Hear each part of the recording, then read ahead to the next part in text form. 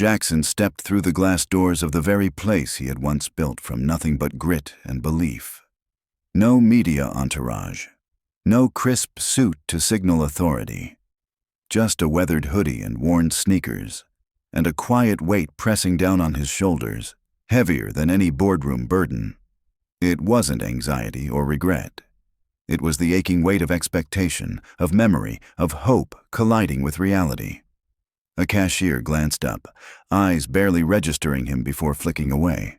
No recognition, no warmth, just apathy. A few aisles over, an elderly man struggled to lift a box, his voice calling for help. Once, then again, and again. His voice faded into the buzz of fluorescent lights and distant laughter. 3 employees huddled near the front, joking with a young woman who had just walked in. Their voices carried through the store, loud and careless. One of them muttered something crude under his breath, something no customer or human being should ever hear in a place meant to feel welcoming. Another leaned back against a display, scrolling through his phone, smirking at a private joke, utterly disconnected from everything around him. Jackson didn't move. His right hand gripped a box of speakers he didn't need, his left curled into a quiet fist.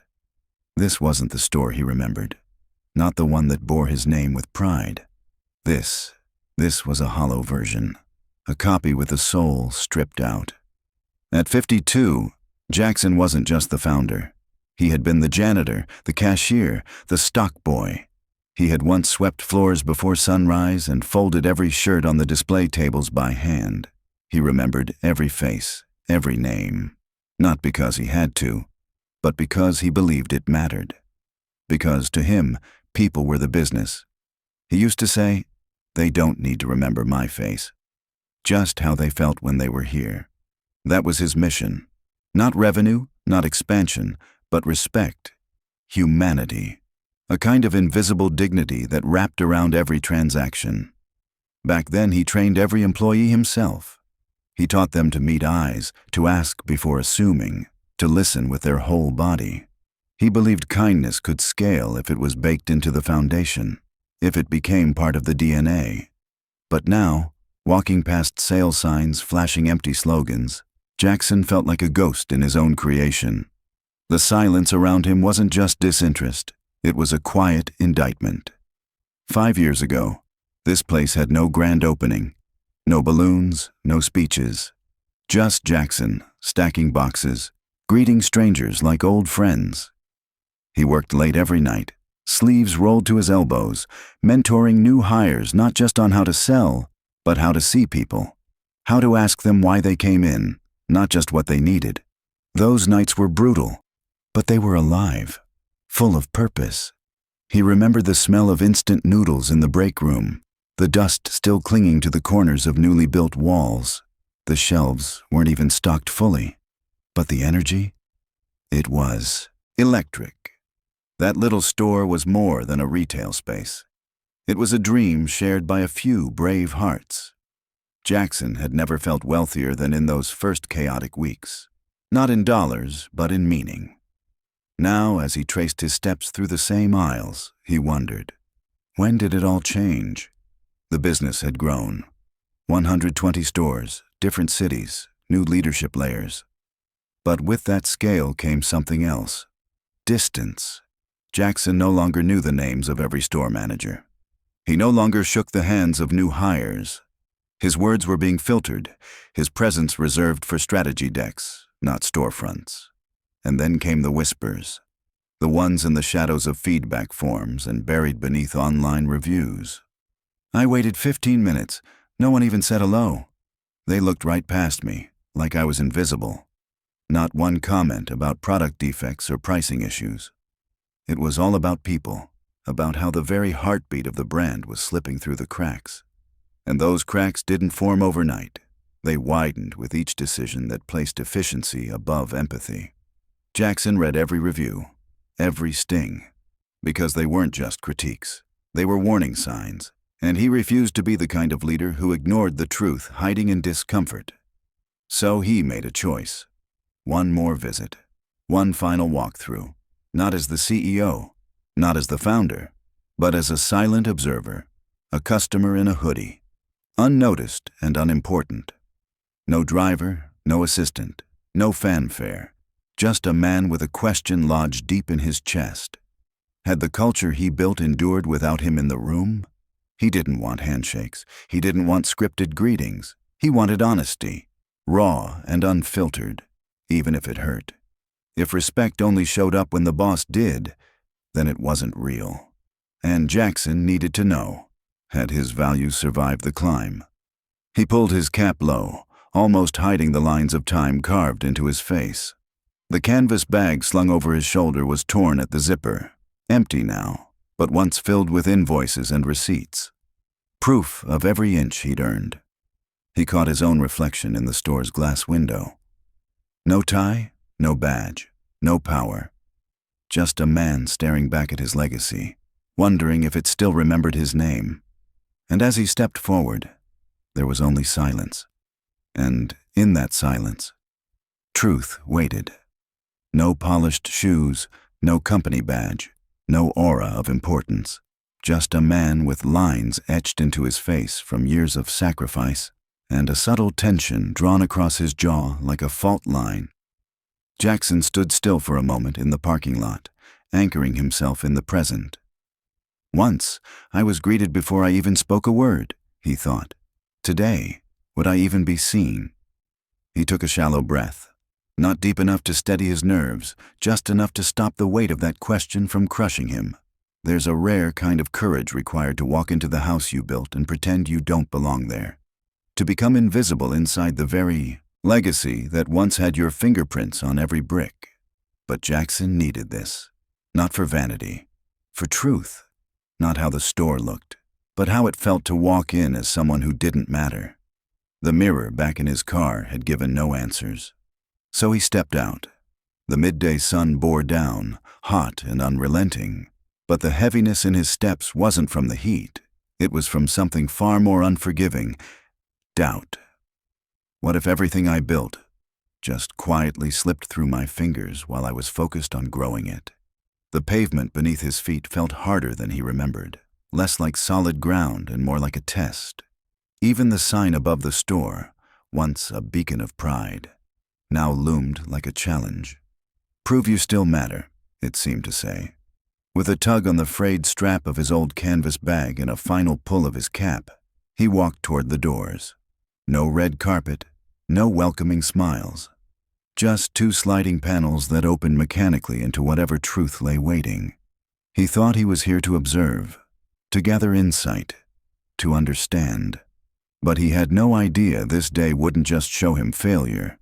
It would peel back layers he didn't even know were hiding rot. It would strip illusions, not just reveal broken systems, but broken spirits. The store was lit bright, almost aggressively so, buzzing with carts and footsteps. Kids laughed in bursts. The music from the ceiling was a soft thrum, designed for ambience, not joy. Jackson drifted in like a shadow, unnoticed. He passed displays he had once proudly signed off on, slogans he had poured heart into, but now everything felt alien, distant, like memories blurred by time and neglect. He stopped in the electronics aisle and picked up a box of wireless speakers, turning it slowly in his hands. A part of him hoped, maybe someone will come ask if I need help.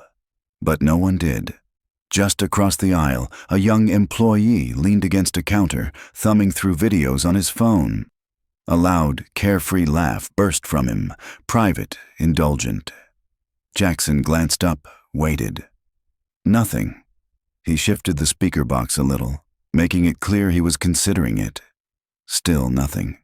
No eye contact, no presence. Just disinterest posing as busyness. In a store full of life, Jackson had never felt more invisible. He stepped closer, his voice low but firm. "Hey," he said gently, lifting the box. "Do you know if this works well outdoors?" The employee barely looked up. His brows pinched, not with effort, but annoyance. He flicked his eyes to the box, then back to his phone. "It's all written on there," he muttered. "Just read it." No smile, no care, no effort. Just another task to be avoided. Jackson froze, box still in hand. Words caught somewhere between his throat and the pride he hadn't meant to bring with him. A thick silence settled, the kind that doesn't soothe, but slices. He wasn't looking for special treatment, just the dignity of being acknowledged. Instead, he got brushed off like static, dismissed. Not violently, but casually. And somehow, that stung more. Then, from across the store, a soft voice called out, barely audible, "Excuse me, young man." It came again, and again. Jackson turned. An elderly woman stood near the home goods section, holding a small box. Her hands trembled slightly under the weight. She wasn't demanding, just hopeful, patient. The same employee who dismissed Jackson turned toward her voice, rolled his eyes, then smirked. "She's been asking forever," he said to the guy next to him. "What does she think we are? Her grandkids?" They both laughed, loud, crude, audibly cruel. She looked down at the box in her hands, embarrassed, and quietly set it back on the shelf. No complaint, just a quiet retreat. Dignity chipped away, one careless word at a time. Jackson turned away, not because he didn't care, but because he couldn't bear to watch it twice. Some things shouldn't need corporate training or policy handbooks. They just require being human. Toward the back, near the storage area, a cluster of employees sat on the floor behind unopened boxes. Laughter echoed between them. Not joy, but boredom dressed up as rebellion. One of them nudged the other, tilting his chin toward Jackson. "That guy over there," he muttered just loud enough. "Wandering around, probably broke. Wasting time." The others followed his gaze. Smirks, snorts, open laughter. No attempt to hide it. No concern whether he heard. Because to them, he was just a nobody. Worn shoes, no badge, no reason to matter. Jackson stood 2 aisles away, frozen, listening. Not because it hurt, but because it confirmed. What he feared wasn't paranoia. It was here, alive, breeding. Then suddenly the air shifted. The doors opened and a young woman stepped in, poised, confident, designer purse in hand. She wasn't loud. She didn't need to be. Her presence caused a visible chain reaction. Within seconds, 3 employees straightened up. One adjusted his shirt, another pocketed his phone like it had betrayed him. The third smoothed his hair and flashed a rehearsed grin. "Looking for anything special today?" one asked. "Or just someone special?" the second added, with a wink. The third chuckled. "We've got great deals and great company." Their voices rose, flirting, performing. They sprang to life like wind-up toys suddenly given purpose. Meanwhile, a small child tugged at a shopping cart. An older man waited at the counter with a returned item in hand. No one moved toward them. Jackson watched it all from behind a shelf display. The same faces that couldn't lift their eyes for a tired customer or a trembling woman now lit up like a stage show, fueled by attraction and ego. And in that moment, he realized something profound. It wasn't just about bad behavior. It was about who they chose to care about and who they chose to ignore. He didn't need a company memo or a formal complaint to understand what had just unfolded in front of him. Respect here wasn't absent. It was selective, conditional, filtered. Jackson stood just a few paces behind the group of employees, well within earshot, close enough to be heard, close enough to matter, if anyone had been willing to notice. One of them turned his head slightly, made brief eye contact with Jackson, then smirked. Not in apology, in dismissal, as if even the act of acknowledging him would be too generous. And then it came, the line that sealed the moment in something darker than rudeness. "Doesn't make sense if girls like that don't fall for it," the youngest one muttered, low but clear. "Waste of a damn fine body." The others erupted, elbows jabbed.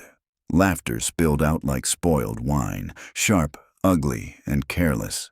They didn't whisper. They didn't lower their voices. It wasn't just inappropriate. It was casual, like it belonged there.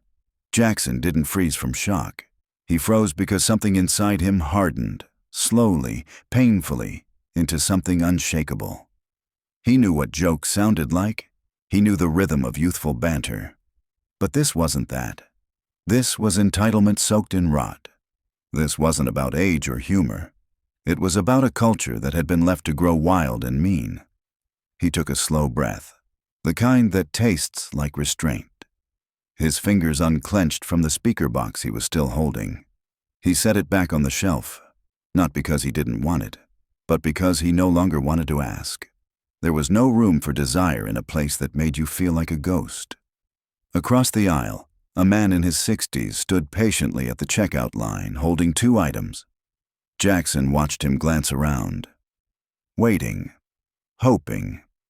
After a full minute of being overlooked, the man sighed, set the items down, and walked out. No scene, no complaint, just quiet resignation, the most invisible form of protest. And then the thought struck Jackson like a sudden chill. How many people have walked out of this place feeling like they never mattered? Not because of price, not because of selection, but because no one looked up. No one cared enough to see them. The tragedy wasn't loud. It was systemic, repetitive. It crept in over time and carved empathy out of the walls. He drifted toward the clothing section, not expecting anything. His heart was low in his chest, but then, like a whisper in a storm, he heard her. "Good afternoon, sir," she said, her voice light and sincere. "If you need a larger size, I can check the back." He turned. She couldn't have been older than 20. Young, likely new. But her eyes met his without hesitation. There was no script in her voice, no artificial cheer. Just presence, just kindness, offered freely, with no strings. He nodded, surprised by how much that small gesture meant. "No rush," he replied. "I'm just looking." She didn't hover.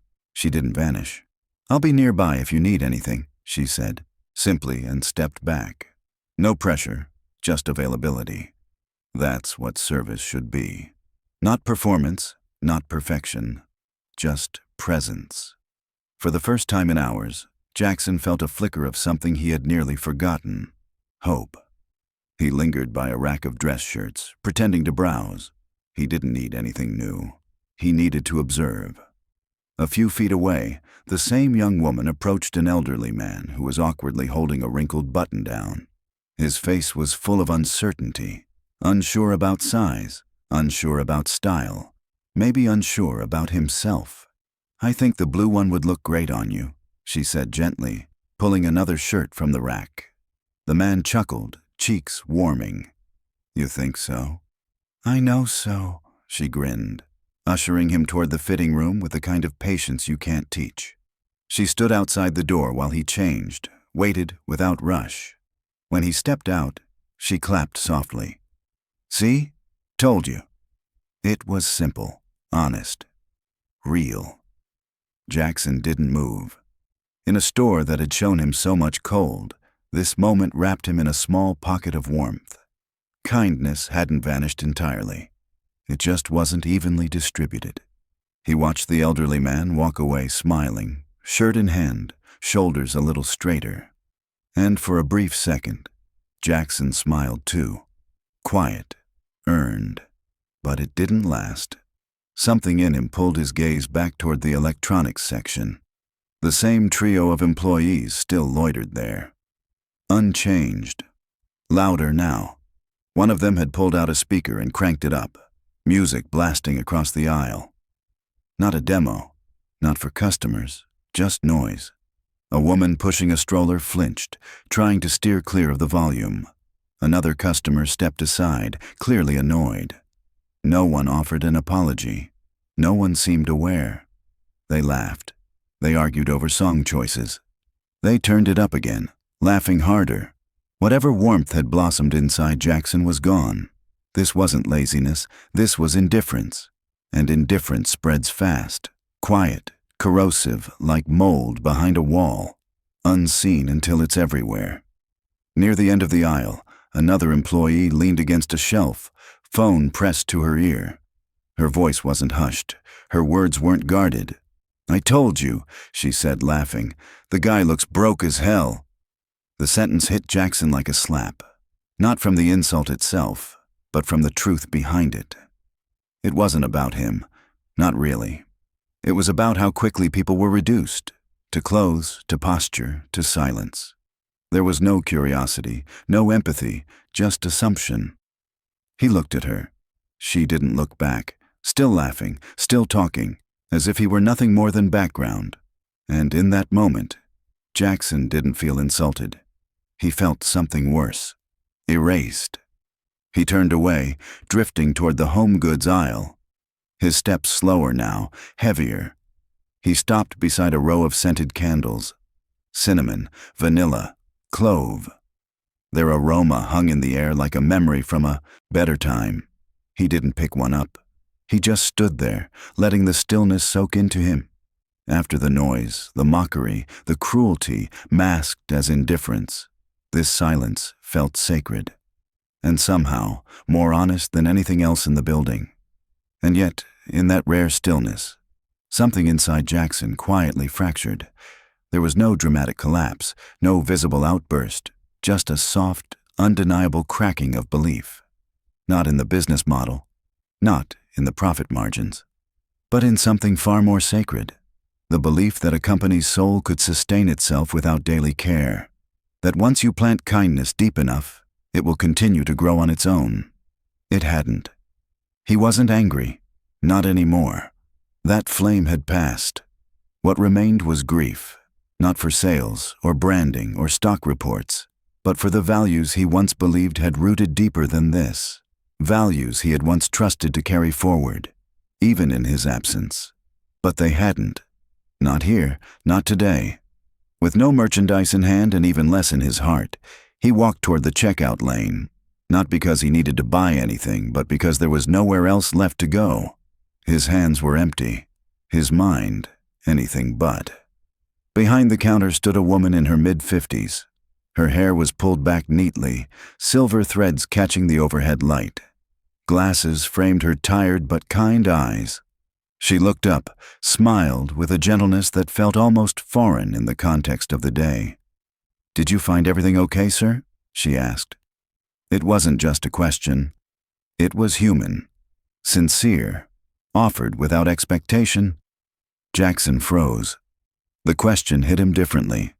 Not as small talk, not as a retail script, but as the rarest thing he'd encountered all day, care. He tried to speak, couldn't. His throat constricted. Whether it was exhaustion, contrast, or the quiet dignity in her tone, something inside him softened. For the first time that day, he didn't feel invisible. He simply nodded. Barely. And sometimes that's enough. Because silence, when it carries truth, can speak louder than any reply. He stayed there for a moment, just standing with both hands on the counter. Not purchasing, not returning, just being. The woman waited, unaware of everything he carried that wouldn't fit in a shopping cart.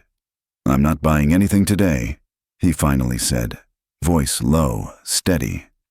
She blinked once. No judgment, just patience. "I came to check on something," he added, "and I've seen what I needed to see."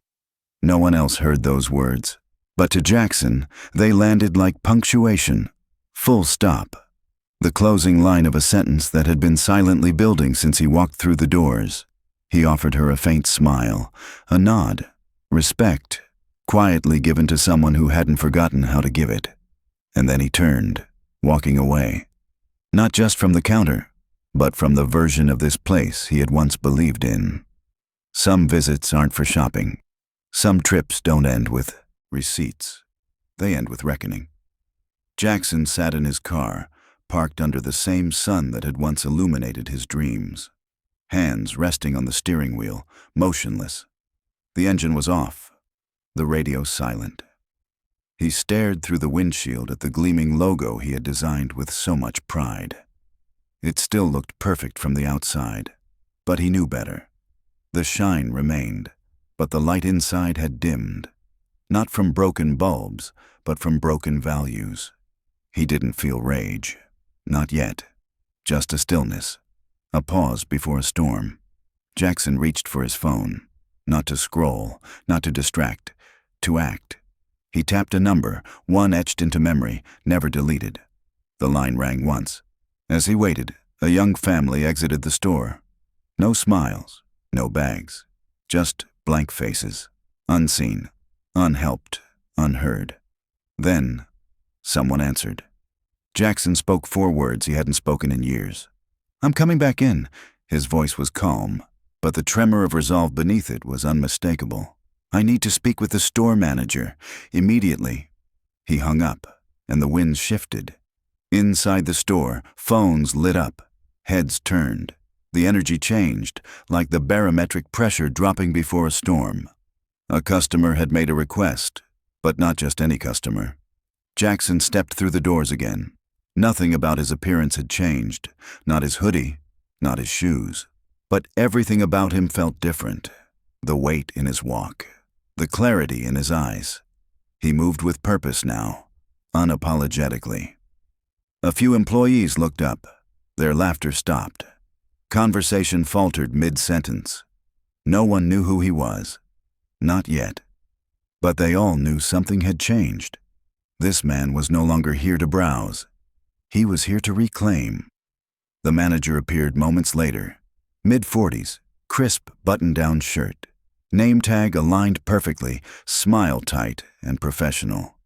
"Good afternoon, sir. How can I help you today?" Jackson met his eyes. Calm, measured. Jackson Cole. The name landed like a bell toll. The manager blinked. Once, twice, as if the words didn't register, but then they did. And the shift was immediate. The color drained from his face. His spine straightened. His hands dropped to his sides. The name carried weight and history. The man standing before him wasn't just a customer. He was the founder. His story lived in training manuals. His name hung on plaques. And he had just walked through the front doors unannounced, unnoticed, until now. Everything tilted in that moment. "I've been here for over an hour," Jackson said, voice low but clear. Watching, listening, hurting. He looked around, not at the manager, but at the store itself, at the bones of a dream now cracking under neglect. "This is the place I used to mop with my own hands, brick by brick, shelf by shelf." His eyes moved slowly, taking it all in. The faces now frozen in disbelief. The shelves he once stocked. The lights he once installed himself. "I built this place," he said, with sweat, with belief, with purpose. Then he paused, and in the silence that followed, everyone listened. "And today, I watched it spit on the very reason it was created." No one moved. No one dared. He wasn't speaking to one employee. He wasn't addressing a single mistake. He was calling out a rot that had been allowed to spread because no one had been watching. Until now. "Gather the team," Jackson said quietly. No raised voice. No threat. Just authority. Pure and undeniable. One by one, employees began to appear. Some stood rigid. Some looked at their shoes. The air thickened. The young man who had made crude jokes earlier tried to blend in, shifting behind others. Jackson saw him, didn't need to say his name. He just waited, and the weight of that waiting spoke louder than anger ever could. A few cleared their throats. One nervously twisted her name tag between her fingers. Another shifted from foot to foot. No one smiled. No one dared to speak, because deep down, they already knew, not just that they had failed, but what they had failed. Jackson scanned the room, eyes steady. "I'm not here to preach," he said. "I'm here to end a silence." He let the words settle, then continued. "And to restart something we clearly lost." He took a breath, not to calm himself, but to give space to the truth. "No one recognized me today," he said. "That's fine. I didn't come for recognition. But when you ignore a customer, when you mock them, when you reduce them to nothing with a glance or a smirk, then you don't deserve to wear this uniform." The quiet sharpened. "This logo on your chest," Jackson continued. "It's not decoration, it's responsibility. And if that responsibility doesn't mean anything to you—" He let the sentence hang. "Take it off. No anger, no theatrics. Just truth. Simple, uncompromising, final." He looked at each face, letting the moment stretch. "One of you cursed loud enough for customers to hear. One of you made a judgment without a word. One of you laughed while someone waited for help that never came." He wasn't reciting a list of infractions. He was holding up a mirror. "I remember every face," he said, "not because I'm angry, but because those moments matter." Then, softer, deeper. "But what I remember more—" He looked down for a second, then raised his eyes again. "What I can't unsee are the customers." The woman who had called out for help 3 times hadn't been met with anger or frustration when no one responded. Just silence. The same silence that clung to the man who set his items down and walked out without a word. What Jackson saw in their eyes wasn't outrage. It was something deeper, heavier, disappointment. The kind of disappointment that doesn't yell, it withdraws. It stops showing up. And that, Jackson realized, is what kills loyalty. Not price tags, not competition, but the quiet, devastating ache of being forgotten. "3 of you," Jackson said, his voice like flint striking steel. "You're finished. As of today." He didn't raise his hand, didn't point. He didn't have to. Everyone in that room already knew exactly who he meant. Then he looked to the rest of them. "The rest of you, listen closely," he said, letting the silence tighten. "I'll be back. Any time, no schedule, no warnings." He let the words land, not like a threat, but like gravity. Not to punish, not to spy, but to see if trust still means anything here. Because this uniform, he glanced at the shirts they wore, isn't just fabric, it's a promise. Some had already broken it. Before noon, heads dropped, throats tightened. But Jackson wasn't looking for apologies. He was demanding change. "This company wasn't built on discounts or sales goals," he said. "It was built on respect, and if you don't carry that, you don't belong here." There was no confusion now, no misinterpretation, only truth. Then, from the back of the group, a voice broke the silence.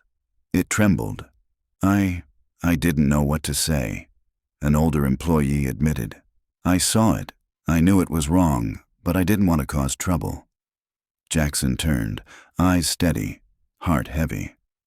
"Not saying anything," he replied, "is still a choice." The man nodded slowly, the weight of shame settling across his shoulders. "Silence isn't neutral," Jackson continued.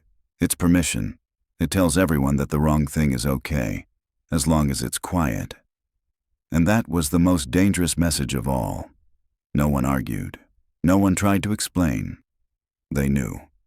He took one last look around the room, not with anger, but with clarity, and walked away. Without slamming doors, without shouting, because the point had already landed. Not everyone had failed that day, but far too many had watched it happen and said nothing. As Jackson neared the exit, his eyes caught a familiar figure. Her, the young woman from earlier, folding shirts quietly, diligently, not for credit, not for attention, just because she still believed the work mattered. He stepped closer. "Thank you," he said gently, "for remembering why this place exists." She looked up, startled, then smiled, small, genuine. "I was just doing what anyone should," she replied. Jackson shook his head, not unkindly. "No," he said. "You did what too many have forgotten." She didn't respond. She didn't need to. Her actions had already spoken louder than most words he'd heard all day.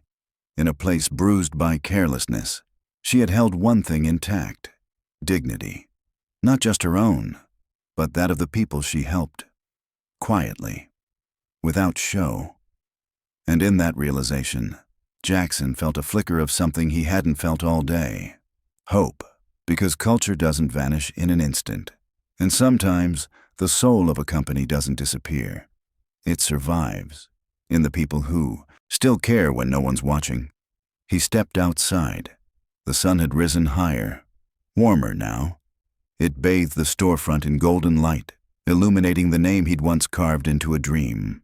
The logo still gleamed. The windows still sparkled. The building still stood. But inside, something had shifted. Or maybe everything had. He paused on the sidewalk, eyes lifting to the sign above. The store is the same, he thought. But the welcome, that's what makes it matter. It was never about layout, or inventory, or even pricing. It was about what people felt when they walked out. And today, Jackson had carried too many feelings. He didn't turn back. He didn't need to. The moment had already moved through him, quietly rearranging something deep inside. Back in his car, Jackson opened his laptop. No hesitation, no theatrics, just purpose. He began typing, slowly, intentionally. From this day forward, I will walk into any store, any time, any name. I will not announce myself. I won't wear a suit. I won't expect recognition. I will be just another customer. He paused, thought of the old man, the woman who had waited, the quiet ones who had left without being seen. And then he finished the message. Because every customer deserves time, deserves help, deserves respect. He hit send. One message, sent to every regional leader, every store manager, every inbox that still carried his name. Because Jackson had never believed leadership was about titles. Leadership was about action. And today, it looked like this. Quiet. Unannounced. Impossible to ignore. The message spread, quietly but swiftly, from inboxes to break rooms to bulletin boards. Some read it and felt a chill.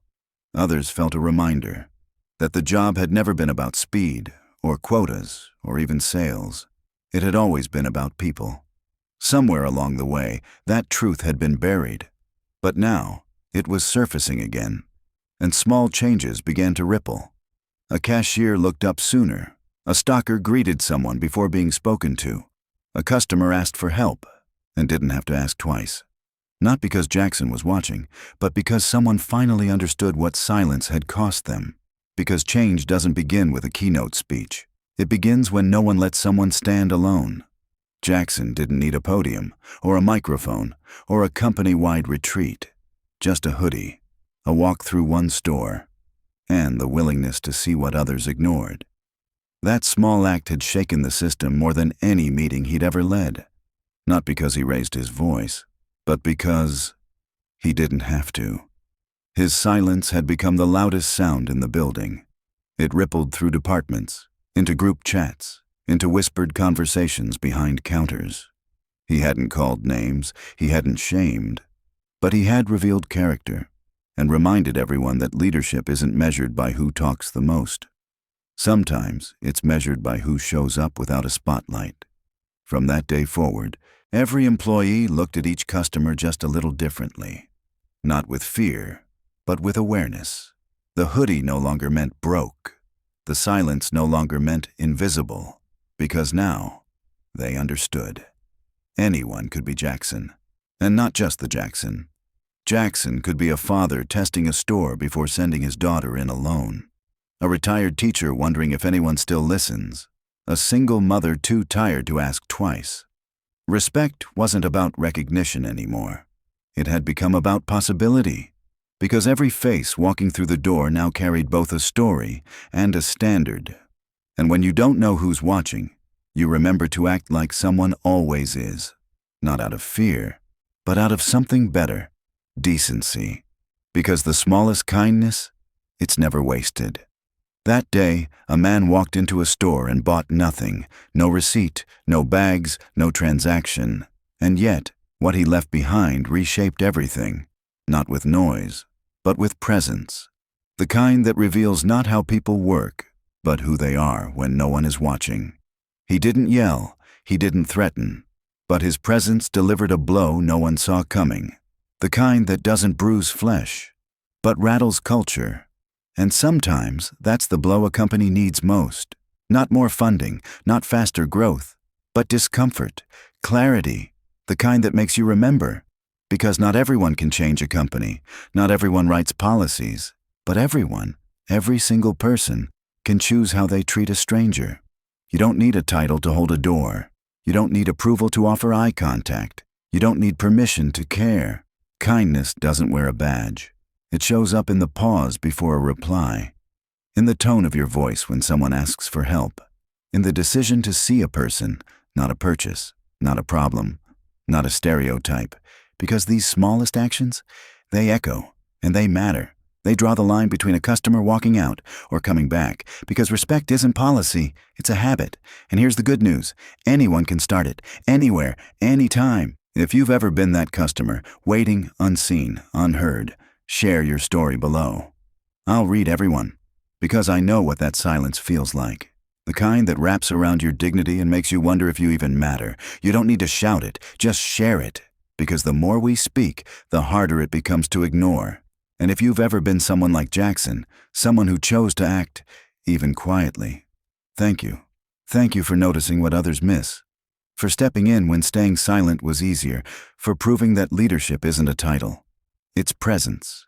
And your story, it may not go viral, but it may just shift someone's day. And sometimes, that's where change begins. One person, one moment, one voice that refuses to stay silent. So now you have a choice.